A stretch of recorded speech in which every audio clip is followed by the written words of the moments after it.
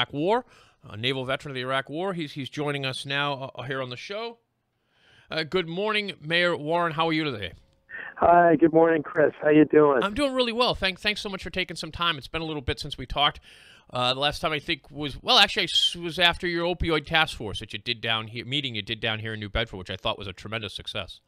Yes. I very much appreciate you being there, Chris, and making sure people were aware of it and drawing into a really important conversation. Something we need to highlight is this issue of treatment and treating people with addiction here in our Commonwealth, and making sure we have the resources to do so. So I was really pleased that you were there and the turnout, and I think we had a really important conversation that day. We did. But of course, as important as that is, there are a lot of other important things going on. I've been really looking forward to getting your opinion on what has been going on with our state police here under Governor Baker. It just seems to be one horrible, bad story after another.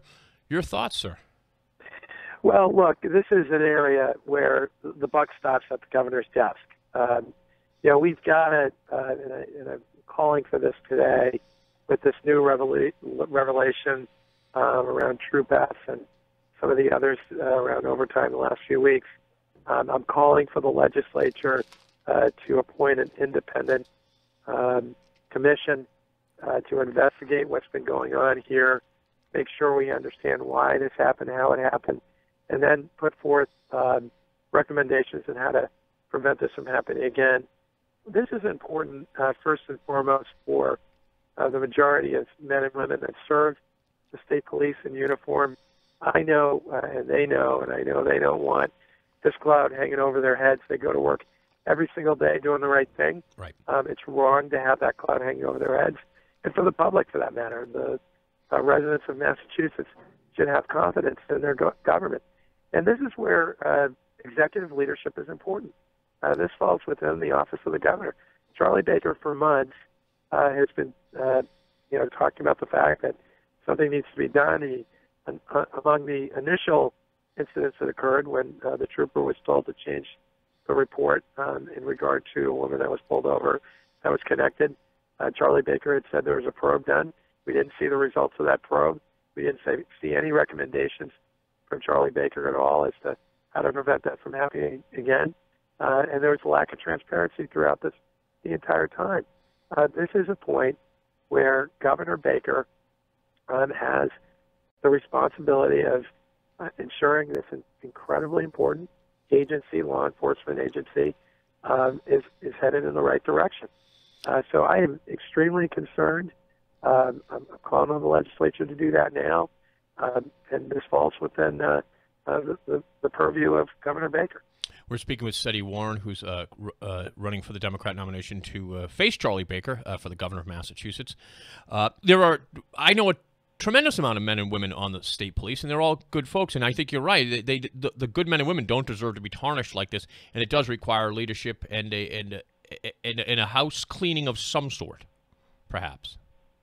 Yes, I mean, you're exactly right. I mean, we're talking about the upper levels of management. We're talking about folks that retired at the upper levels of management without taking responsibility for so many things. But at the end of the day, this falls within Charlie Baker's office and the governor. I mean, at a certain point, the chief executive officer of the state needs to take responsibility for this, needs to make sure that there's a third party commission that's appointed that is not connected within the state police to investigate what happened, how it happened, and ensure that there are procedures that are in place to ensure it doesn't happen again.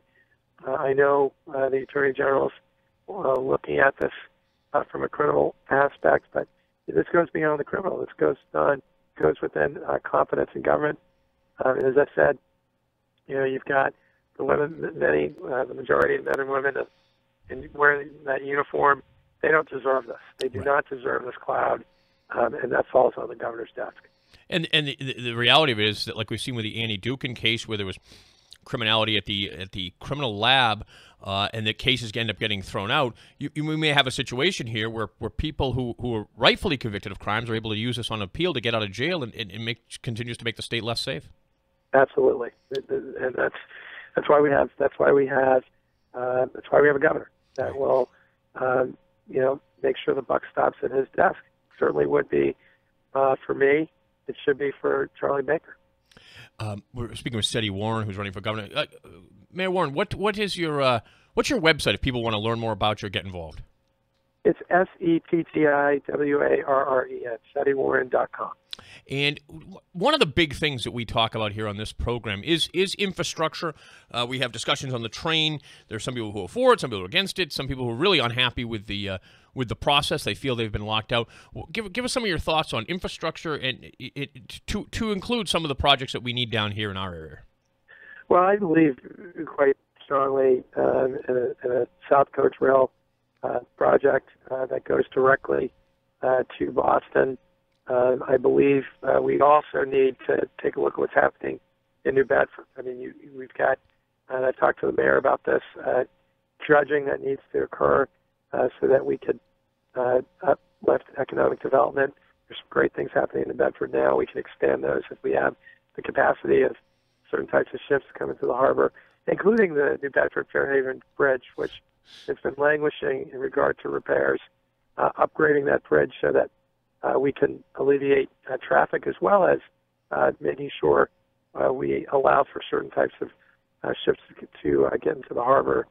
If we do these things, we can, in addition to transportation investment infrastructure, we can really build on the success that New Bedford is experiencing. We've got an opportunity with offshore wind in New Bedford as well, but we've got to make these investments so that we give folks a chance at New Bedford to meet its full potential. Well, I think there's a lot of people sitting in traffic at that bridge right now that are very happy to hear what you just said, Setti Warren. Setti, for people that for some reason or other are just tuning in and have never heard you here on the program and haven't really tuned in yet to the governor's race, tell people a little bit about yourself. I don't know that people realize you're a veteran of the Iraq War and that you worked at the White House. And I guess I'll let you say it, actually. Why don't you tell us a little bit about yourself, sir? Sure, yeah. So I'm a lifelong public servant, Chris, and I believe very, very strongly that there's a responsibility I have as someone who has been in public service the majority of my life, do everything I can to address the issues that matter. I've been two-term mayor 8 years of my hometown, served in the Clinton White House, worked for Senator Kerry for 4 years, his point person for small business and economic development. I'm a third-generation combat veteran. I enlisted in the Navy a little bit after 9/11 because America was under attack, and my father was a Korean War vet, and my grandfather was a World War II vet, Battle of the Bulge. And I got into this race because of the issue of economic inequality. I've always believed, based on my family's belief, that if you have an opportunity to make a difference, you should. That's why I decided not to run for a third term as mayor and shine a light on this and then tell the truth about what we ought to do to level the playing field. You brought up transportation and infrastructure.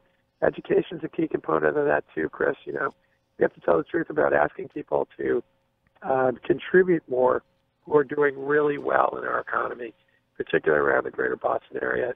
It starts with people making over $1 million a year or more to contribute more in the fair share tax amendment, which will be on the ballot this fall, so that we can invest in the transportation and infrastructure projects that I had mentioned, Chris. But we also need to invest in education. Right now, there are districts laying off teachers because we have an outdated Chapter 70 formula.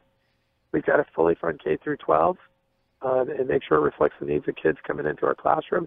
We should add to public education, after-school enrichment, summer enrichment, early childhood. And Chris, I believe in free public college, lifelong, with paid apprenticeships and internships included. Again, it's going to take asking folks to contribute more so that we can make those investments and give people a shot to make ends meet and ensure their kids can do better than they did. We're speaking with Setti Warren, who's running for governor here in Massachusetts as a Democrat to face Charlie Baker. Look, a lot of people say that, the Governor Baker's a shoo, and I don't happen to believe that. I think that this is a Democrat state, and the nomination's worth a lot. How is the campaign going? How do you feel right now about it? I feel great about the campaign. We've signed up over 2,000 people to volunteer for our efforts. Have been to over 170 communities.